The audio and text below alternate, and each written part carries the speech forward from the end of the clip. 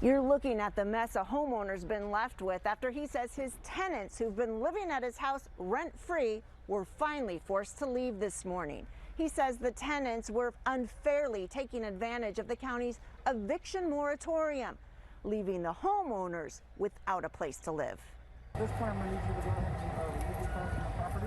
Contra Costa County Sheriff's deputies conducted a long-awaited eviction this morning, allowing A.J. Weissmiller and his family to finally take possession of the San Pablo house they bought last November. Who buys a house in the pandemic knowing that there's renters in there and they haven't worked? They know that. The evicted tenant's friend was still there trying to help pack up when deputies made her leave. She calls the eviction disgraceful. Right now, everybody has to have a little bit more compassion for people. I mean, and they're not.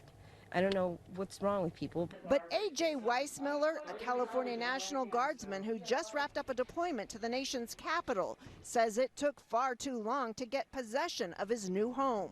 The Weissmillers say the moratorium favors tenants. For 6 months, we've been paying a mortgage, and we've been paying for a house that we have not been able to enjoy.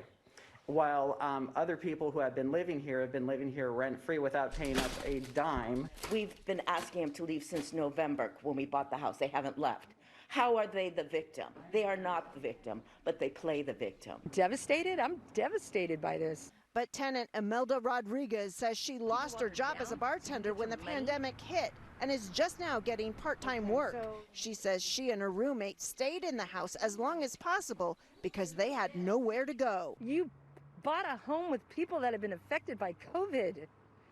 People around the world have a moratorium to save their butts from being homeless. And you just made us homeless. The Weissmillers say they're relieved to finally be able to clean the place out and make it their own once and for all.